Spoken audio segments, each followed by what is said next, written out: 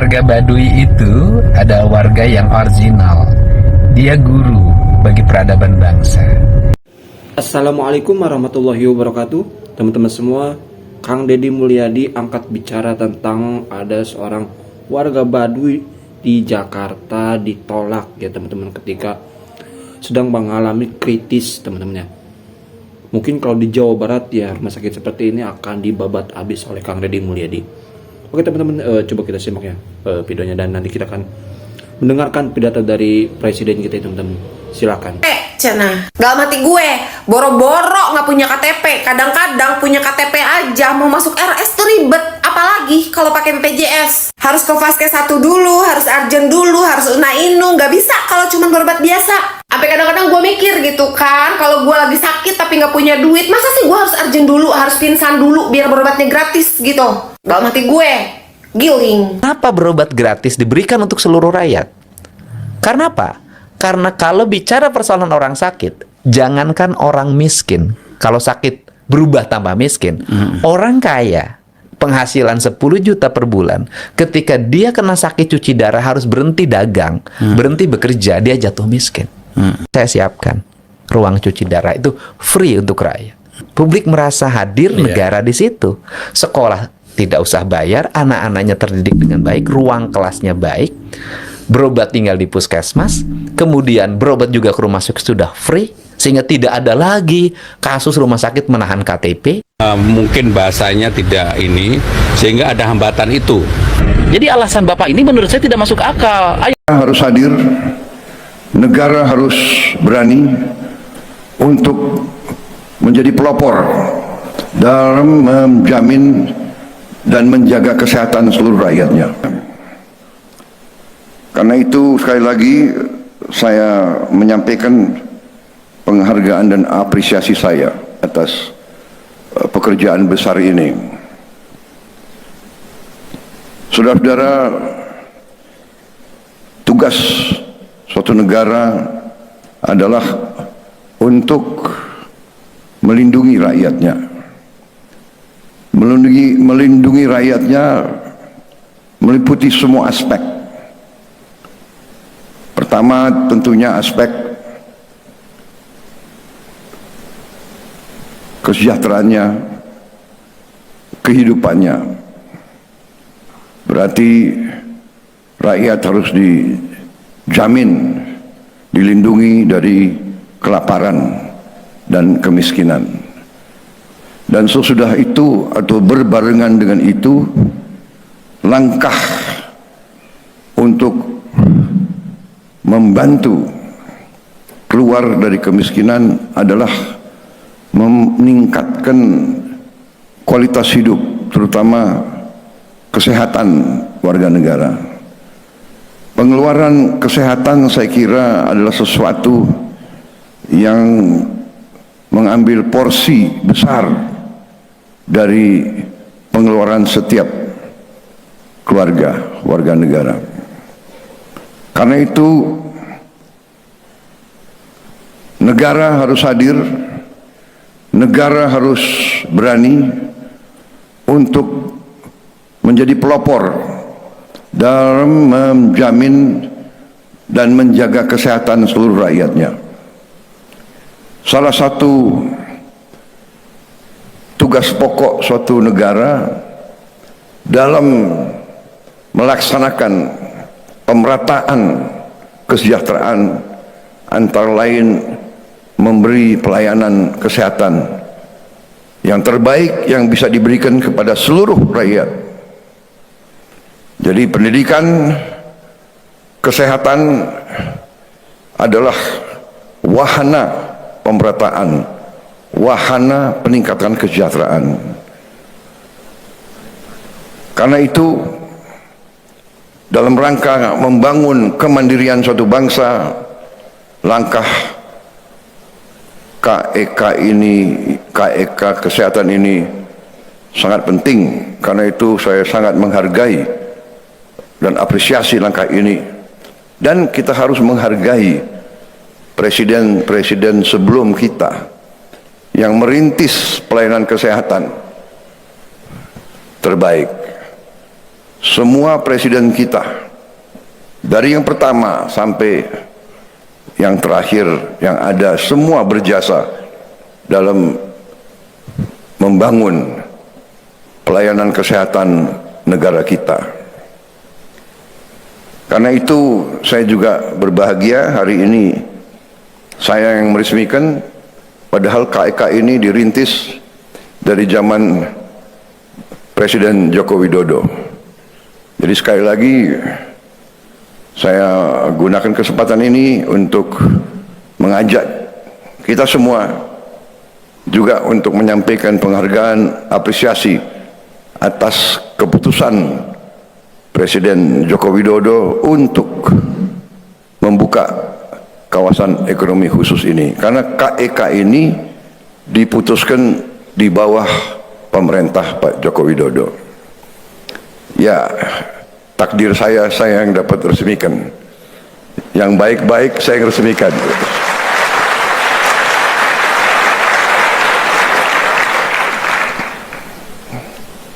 Jadi saudara-saudara, ya saya merasa bahwa saya mewarisi kebaikan dari kepemimpinan presiden-presiden sebelum saya. Ini yang saya tangkap, dan ini yang harus kita berani untuk meneladani. Marilah kita selalu ingat jasa-jasa yang baik dari pendahulu-pendahulu kita. Pendahulu-pendahulu kita dari semua tingkatan, bahwa negara ini tidak hanya dibangun oleh 1-2 orang, tapi lapisan demi lapisan. Presiden, wakil presiden, menteri-menteri, gubernur-gubernur, bupati-bupati, pengusaha-pengusaha, petani-petani, nelayan-nelayan, dokter-dokter di mana-mana, di tempat yang terpencil, di gunung-gunung, profesor-profesor yang mengajar, yang mendidik murid-muridnya, insinyur-insinyur, ini semua bagian dari pembangunan suatu bangsa. Karena itu, dengan adanya KEK ini, saya kira kita boleh berbangga atas apa yang sudah kita miliki sekarang. Saya sudah keliling, saya melihat lumayan canggih. Saya lihat 2 rumah sakit hari ini, rumah sakit wellness ya, dan aesthetic center dari Universitas Ngurah Sun. Ngurah San atau Ngurah Sun? Luar biasa. Di situ teknologi dan pengobatan yang cukup canggih taraf internasional untuk kulit, plastik, gigi, mata dan sebagainya. Saya lihat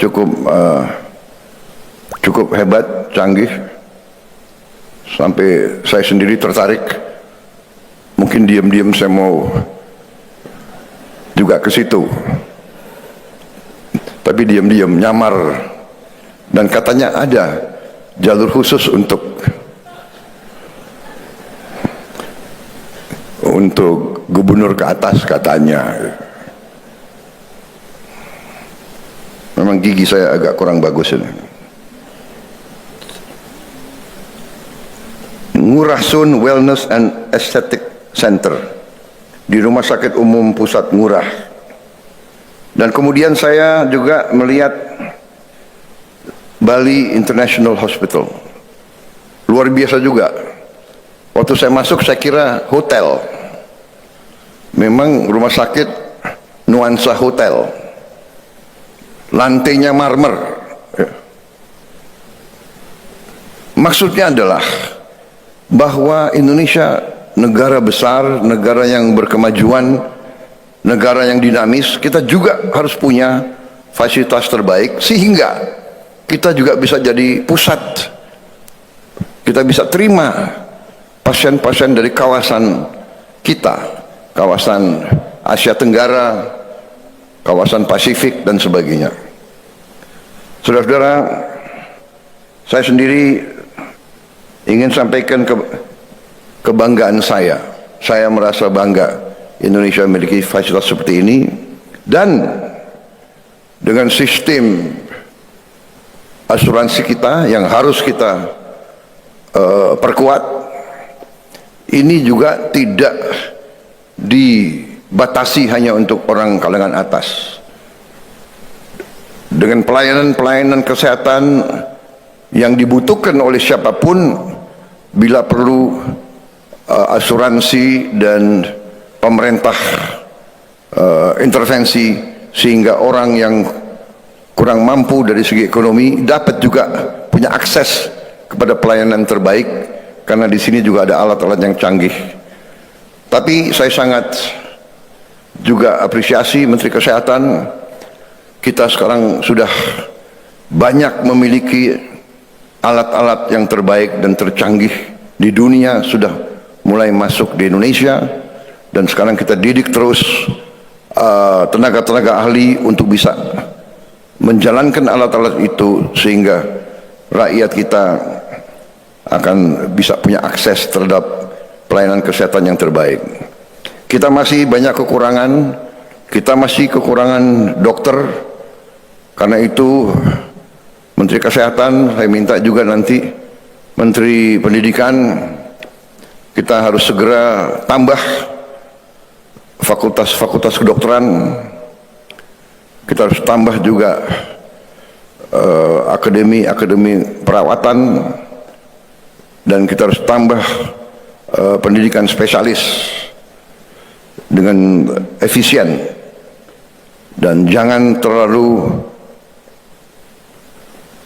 terhimpit oleh prosedur-prosedur dan peraturan-peraturan kuno, peraturan-peraturan yang sudah tidak bisa menjawab kesulitan dan tantangan masa kini. Saya kira itu yang saya ingin sampaikan. Sekali lagi terima kasih kepada saudara-saudara sekalian yang bekerja keras sehingga kita sekarang memiliki KEK yang begitu hebat.